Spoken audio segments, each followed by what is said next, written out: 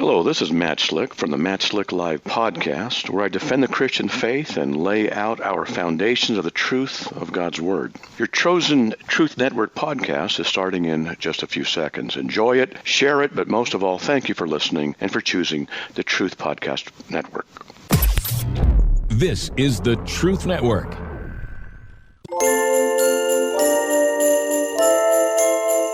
And now, time for Christian Car Guy Theater with today's very special Christian Car Guy Theater Christmas Extravaganza, Episode 12, A Christmas Corolla.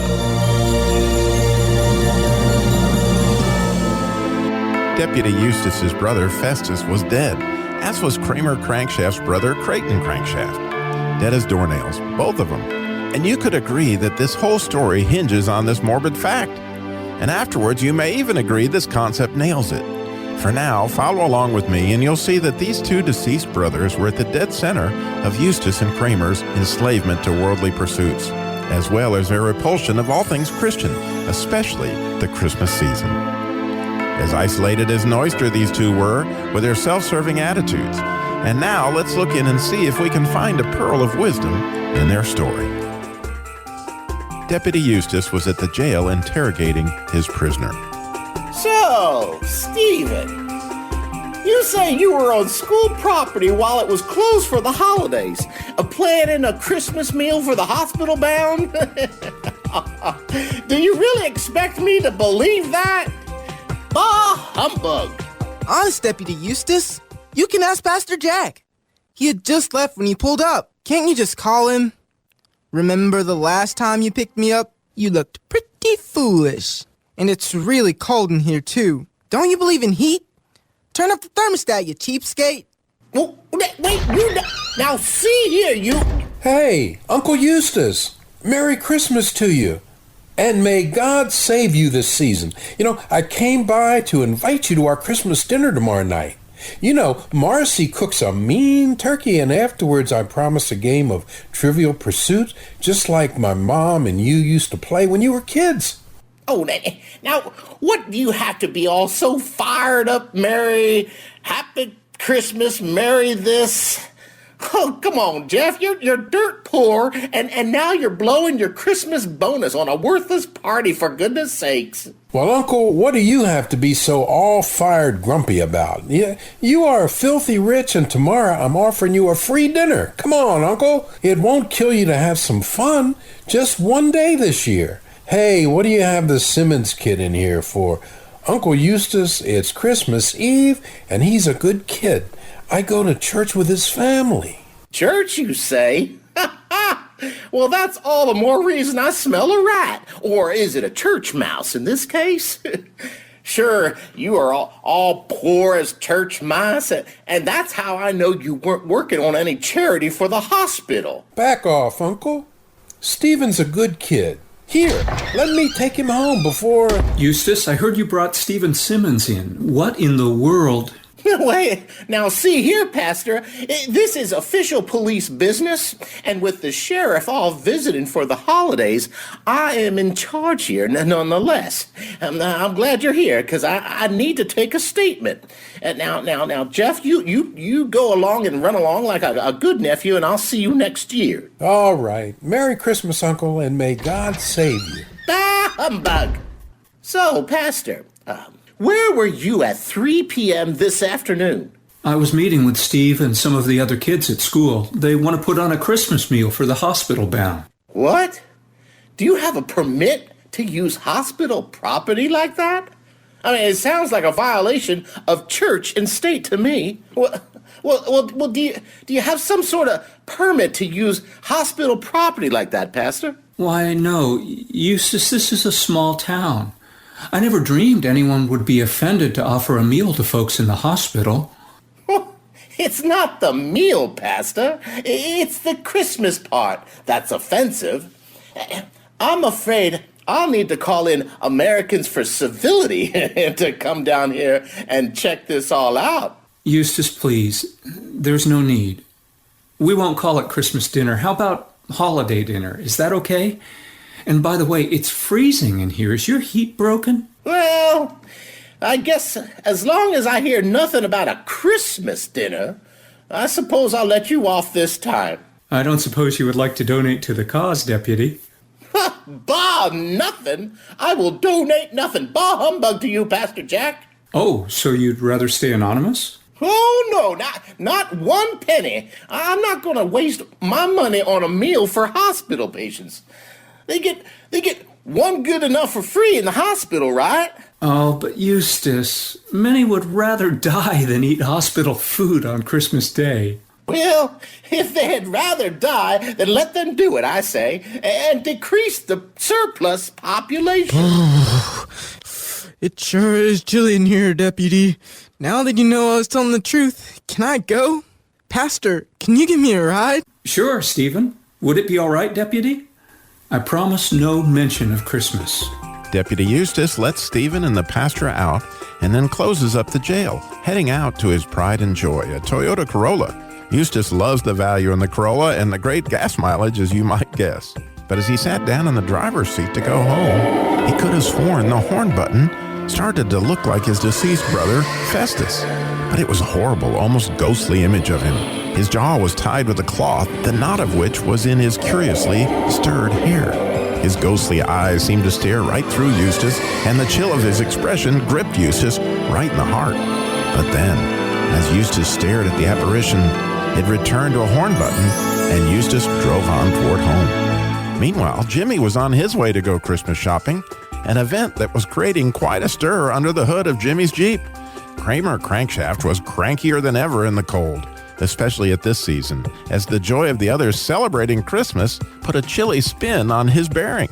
The rocker arms just made it worse with their singing. God bless you, merry gentlemen, let nothing you dismay. Remember Christ our Savior was born on Christmas Day to save us all from Satan's power when we were gone astray.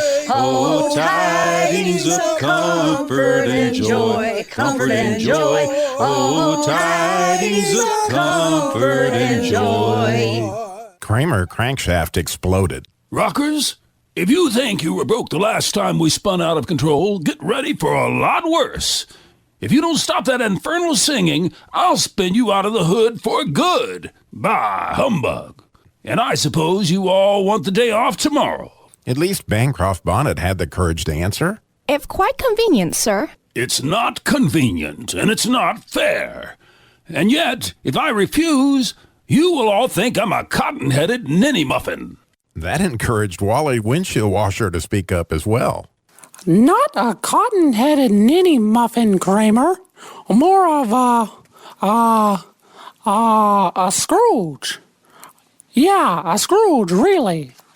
A Scrooge, eh? You say a Scrooge?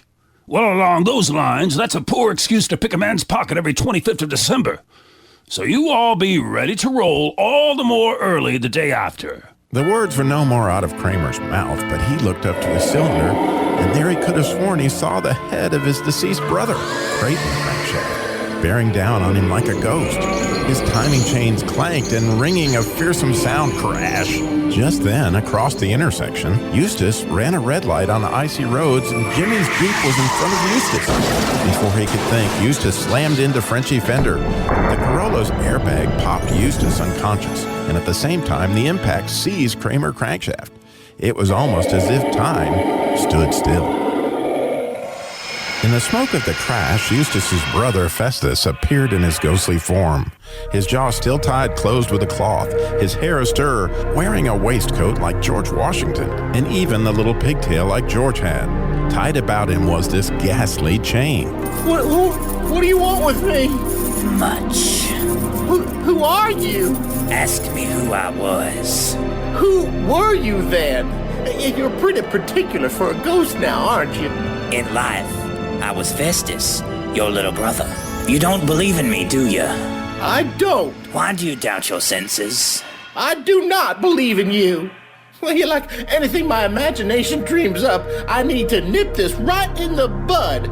Nip it. I need to nip it now. All this commotion seemed to awaken Kramer Crankshaft to his brother Creighton Crankshaft. who was standing in a similar appearance to the ghostly Festus and rattling his timing chain.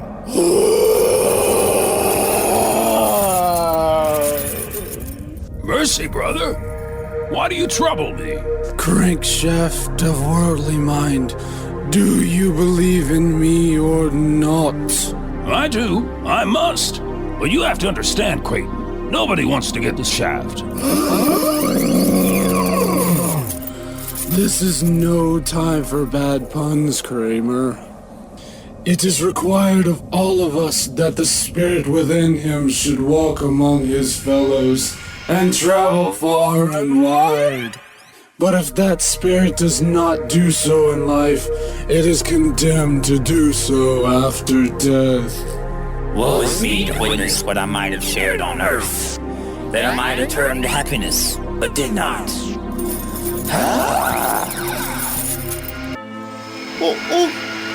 Why are you chained, brother? I wear the chain I forged in life. I made it link by link and yard by yard. Is the pattern of it strange to you, brother? Or would you know the length of the chain you bear yourself? Eustace, it was as long and as heavy as this 7 Christmas Eves ago, and you have labored on it since. It's a killer chain! Yeah, well, so I suppose you're expecting a chain reaction. Look, but Festus, dear brother Festus, tell me more. Share some comfort with me. I have no comfort to give you, Eustace. It comes from different regions and from different ministers to other kinds of men, brother. Nor can I tell you what I would. I have but little time left. My brother Kramer Crankshaft, I am here tonight to warn you that you may have a chance to escape my fate. A chance and a hope I have gotten for you, brother. You were always a good little brother, Creighton. Eustace, you will be haunted by 3 spirits. Expect the first when the clock strikes 1. Festus, couldn't I just take 2 and have it over with? Sorry, it's against the rules to give up the ghost. Expect the next when the clock tolls 2, and the third when the clock tolls 3. Look to see me no more, and look for your own sake on what has passed before us. With that, both Ghost, Festus, and Creighton retied their jaws and disappeared into the smoke. No sooner had the 2 ghostly brothers disappeared than the clock tolled 1. With the sound of the bell, both Kramer and Eustace began to look about for the foretold spirits. And when none are seen, both are quick to exclaim, Bah humbug! Both Eustace and Kramer now see each other for the first time, and that alone startles both. What? A talking crankshaft? Now I know this must be a dream. Or maybe I'm just losing it. What? A living dipstick? Because no doubt you measure crude and rude? Bah, humbug. Now see here, you cranky old cranker shaft. Why, I oughta... With Eustace and Kramer focused on their debate, they failed to see the ghost of Christmas past hovering over them. It was a strange figure, not so much like a child gas tank, but an older lady gas tank. The supernatural medium, which gave it almost the appearance of a transparency, somehow made it small as a child, though its hair was white with age. Strangely, its face was without wrinkle and tender as you ever saw. Dressed in a bright white robe, trimmed in summer flowers, it held a spring of bright green and red holly, as if to herald the season. The most amazing feature of all was a brilliant jet of light coming up from its filler neck, through the top of its head. That light illuminated everything, and perhaps that's why it carried an old-fashioned extinguisher-looking hat under its arm. You know, you can't put out a gas fire with water. Then she spoke. Is there any chance you 2 could direct me to Deputy Eustace and Kramer Crankshaft? I understand they have time and chain issues. Excuse me, are you the spirit that was foretold to us? I am Gracie Gas Tank, the ghost of Christmas past. You mean long past? No, you're past. As I said, you have time and chain issues. Well, I think you have me mixed up with this guy. I'm no crankshaft. Would you mind putting that extinguisher or cap or whatever that is on your head? You're about to blind me. Yeah, me too. Precisely. The passions of you two would have me wear this cap all these many years, dimming the light so as none can see the reason for the season. Did you not, Deputy Eustace, tell Pastor Jack that you wouldn't have called it a Christmas feast? And you, Kramer, did you not say a poor excuse to pick a man's pocket every 25th of December? As I said, time and chain issues. So why are you here, Gracie Gas Tank of Christmas Past? For the benefit of both of you. Now, both of you grab hold of my robe. We're in for a little adventure. Take my word for it, it's gonna be a gas. Deputy Eustace and Kramer Crankshaft reach out and touch the robe of Gracie Gas Tank. Gracie is the ghost of Christmas past, and off they head through a winter wonderland. Snow dusting a mountainous village scene, they come to a house where screaming can be overheard. Well, this is my house when I was a boy. It was torn down years ago to make a highway. So what's all the yelling about? If that's who I think it is, then it's my parents. Well, my dad, he was an alcoholic, and when he came home drunk, it was on like Donkey Kong. Why don't we just see what was behind this argument, Eustace? These are your parents, aren't they, Eustace? No wonder we have no money for Christmas, Richard. You went and spent it on another one of your binges. And what's your excuse this time? Like some of your past lame excuses? Like Eustace's coach wouldn't let him in the game. Or the other one, like maybe Festus was talked down to by a teacher. No, I know. No, this one. Bess didn't get the part of Mary in the school Christmas play. You weak, pathetic excuse for a man. Anytime one of the kids has a setback, you multiply it with another one of your dives into the bottle. Now, Margaret, you don't understand. You never understand. You say you love me and the kids, but your idea of love is a screaming fit. And just when Bess needs you the most, her little heart was broken, Margaret, and she wanted that part so bad.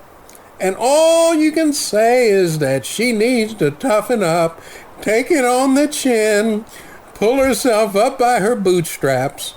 And that's the same thing you say to me. Ha!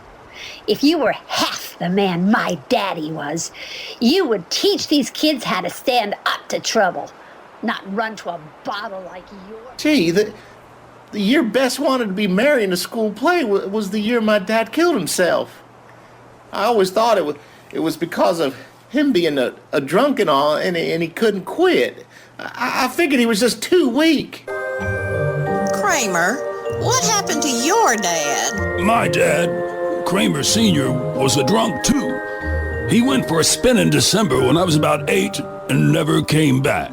Just then, the hood of the car in the driveway flew open in the wind, and Gracie Gas Tank pointed under the hood. Kramer, have you been ginning again? What's wrong with you? A little piston slap and you have to go get a belt every time. You're just like your father, a good-for-nothing drunk. Why, no wonder the kids disrespect you. I always thought my dad was disappointed in me, that I couldn't crank it like the big boys. But I see I believed a lie. Where did that come from? Come on now, boys. We have much to see and not much time, so grab hold. The threesome took off again in the snow. This time they seemed to go just a few blocks to a nearby schoolyard where children were playing out in the snow. Well, that's the three of us in junior high school. Festus, Bess, and I. Within moments of their arrival, one of the neighbor kids slammed Bess into a tree, cutting her forehead. She fell to the ground, bleeding, almost unconscious. Young Eustace, unaware of what had happened, saw Bess lying there and ran over to her in a panic. Bess! What happened? Who did this to you? Oh, Festus. Jumping to conclusions, young Eustace moves to attack Festus. Why do you always have to pick on Bess? Now look what you've done. This will teach you. Eustace's punch knocks Festus to the ground, and his front tooth with it. Sobbing and bleeding, young Festus responds. Eustace, you broke my tooth. And I wasn't anywhere near Bess. I didn't touch her. Just then, of all times, Margaret, Eustace's mom, pulls up. She runs over to the bleeding Bess and Festus. Bess! Festus! Oh, what has happened? What's happened? Eustace!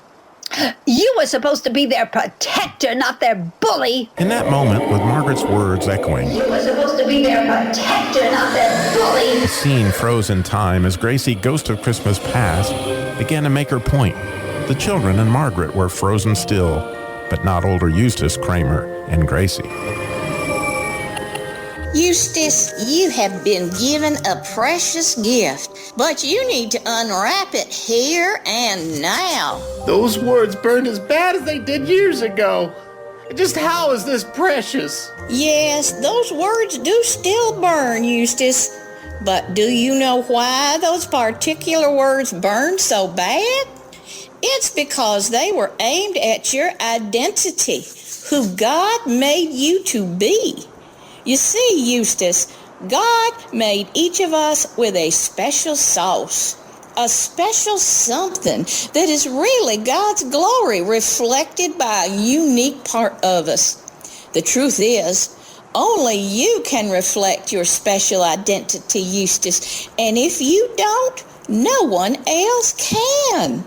Now, God's enemy, Satan, roams around looking for God's glory, flashing about in his image bearers. And when Satan spots God's glory shining, he whacks it like whack-a-mole. Yet Satan betrays himself if you look closely. By seeing Satan's point of attack, you may see where God's glory resides in you. Eustace, let's ask Jesus for some help unwrapping this gift. Eustace, you know you get a new name in heaven. Why not sneak a peek and ask Jesus what he calls you? Go ahead, ask Jesus right now. We'll wait. It seems crazy, but here I am in the snow with my young self and Bess and Festus. I guess I could give it a try. Jesus, I know we haven't talked in a while, but I'm here with this spirit, and I would really like to know what is going on. So, Jesus, what do you call me? Miss Ghost, can I ask too? I had almost the same thing happen to me when I was young. Is there a present for me to unwrap as well? Precisely, Kramer. All believers have such a gift to unwrap. Go ahead, ask. Jesus, what do you call me? Well, Eustace, did Jesus tell you? Yes, I think so, but it doesn't seem right. I can't believe it, really. What did Jesus say? Well, he says he calls me protector. But it can't be. You both just saw what happened. Yes, we did, Eustace. But as I said, Satan often attacks at the point of God's glory to get you to hide your true self. But you saw what my mother said and how I attacked my brother. I was guilty. I wanted to hurt my brother and not protect him. But you were under attack, Eustace. Satan fed you the lie that your brother hurt your sister, whom you loved dearly, and wanted to protect. Satan knew how to provoke you, and you took the bait. But you were under attack at the point of being a protector. I was guilty. I wanted to hurt my brother, not protect him. I was guilty. So here is your present, if you will unwrap it. Jesus paid it all, and it is only through Jesus' blood that such deep cleansing is available. Eustace, do you want your innocence back? Will you unwrap that gift? It is your innocence card. Do you want it? It all comes down to this. Do you believe Jesus died to free you from that lie you bought into many years ago? That lie that robbed you of being who God made you to be? Protector? Well, I don't know, Spirit. I just don't know. How about you, Kramer? Jesus said he called me driver. But like Eustace, in my mind, that makes no sense. Years ago, I let those pistons push me around. I'm not the driver. I'm just cranky.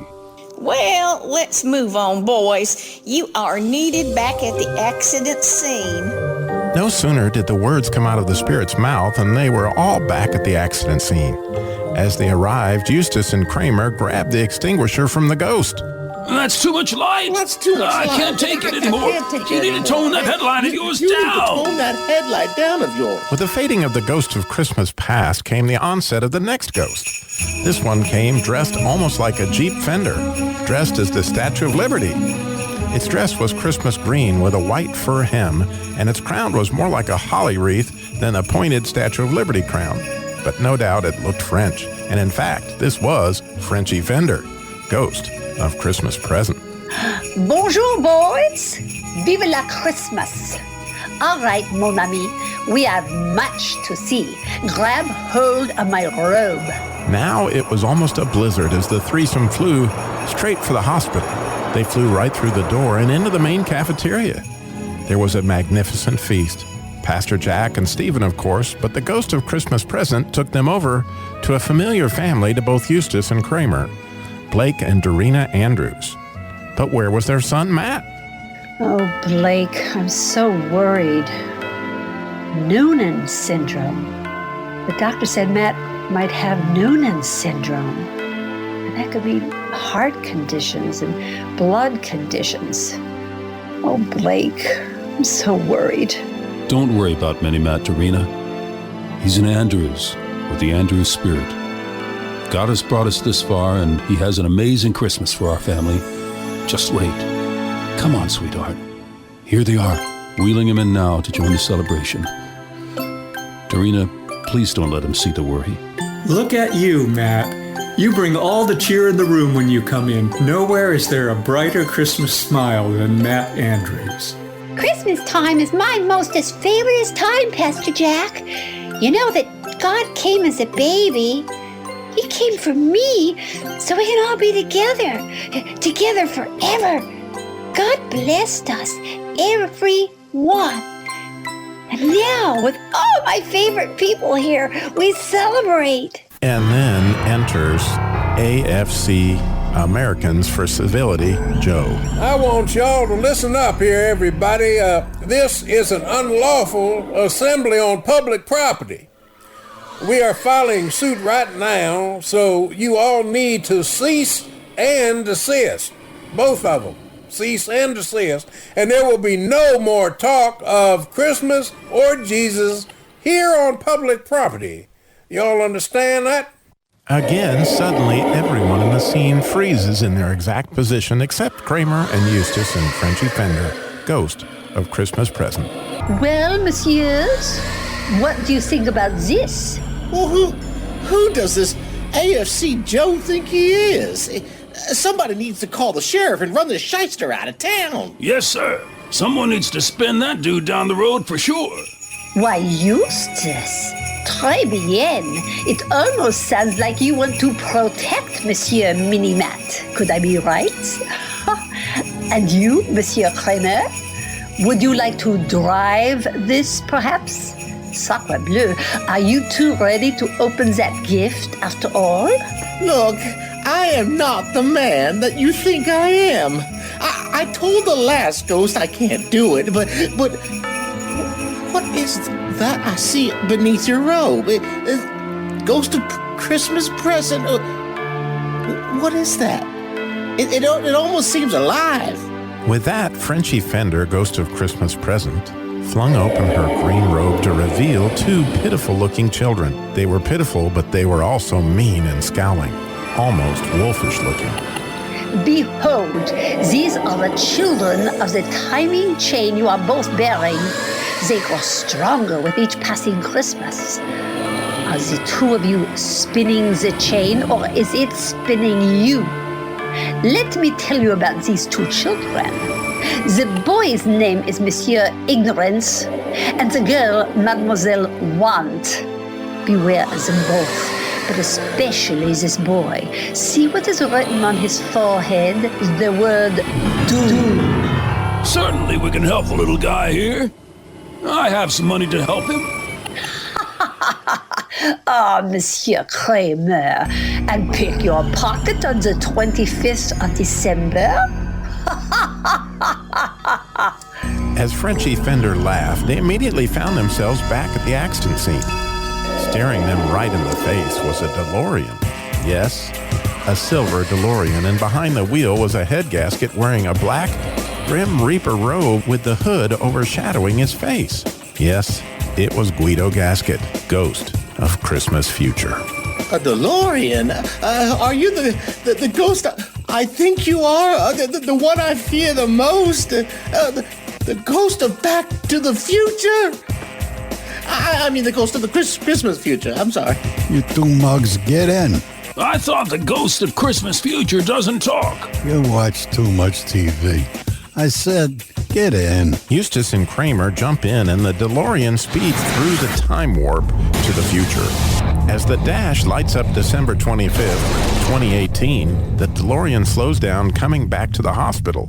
The three get out, right into the same cafeteria they had just left. Now pay attention, or I'll have to slap you around. You understand? You're talking about the Ute. What's a Ute? The Ute, you know, Mini-Matt. Now shut your trap and listen to Dorina and Blake. Oh, Blake. This place reminds me about the last time I saw Matt truly happy. And now, here we are on Christmas Day, but there is no Christmas. No one can even mention the word. You know, sweetie, I would have thought God would have sent someone to protect Matt. Someone to drive those lost AFC people out of town. Come on, we're leaving. Hang on 1 minute. I want to hear what happened to Mini-Matt. Do I have to get my bat? I said we're leaving. That's it. One more stop for you two. And I'm sure you guessed it. The boneyard. Climb in. The time is almost up. Oh, Spirit, before you show us that, just answer this one question. Are these the things that will be? Or the things that might be if we don't open our present? All right. You asked, so I'm going to give it to you straight. God knows. And only God knows. And here is our only hope.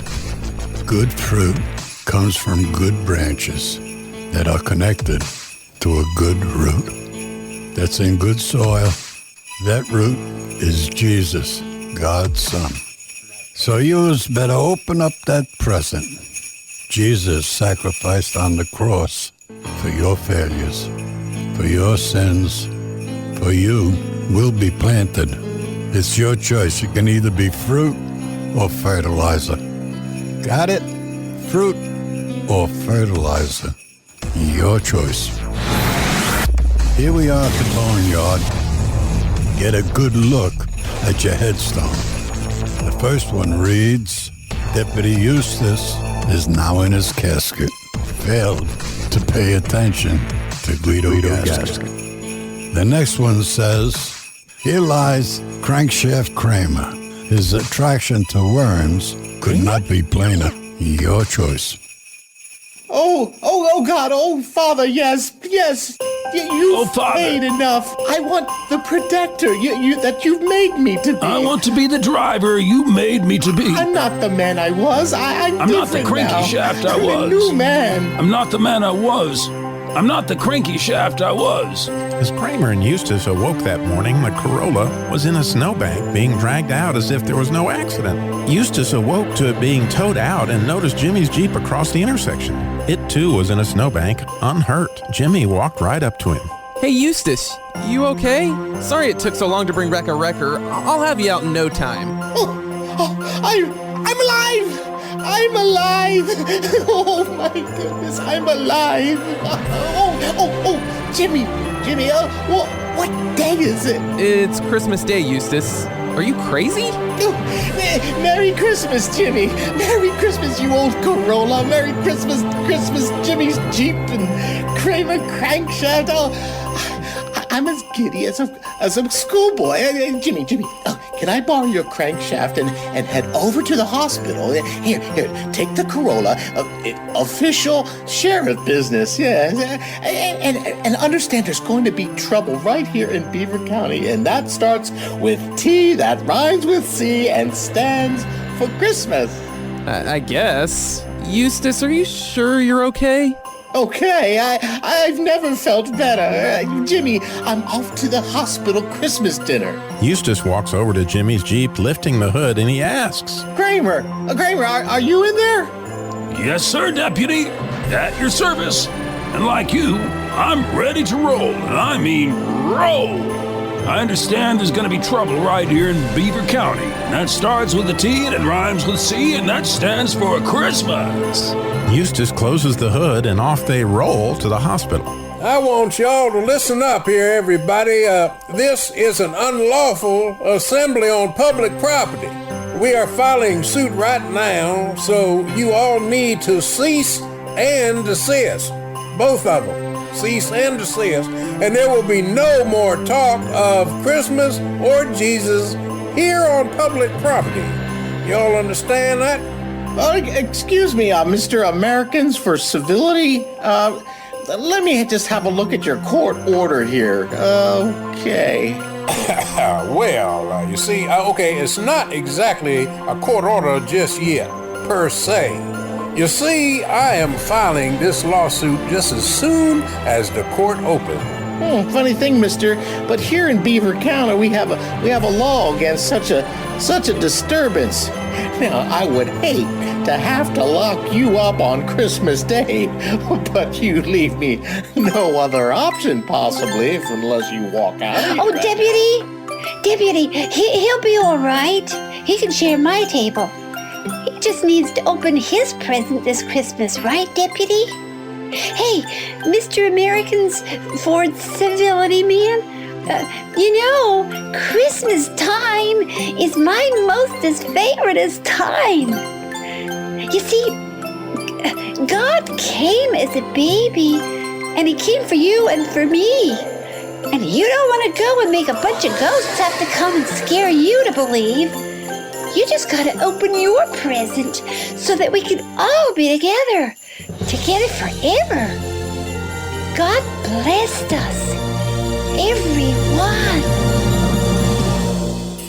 And now here's Danny Dipstick and Randy Radiator to review today's Christmas extravaganza.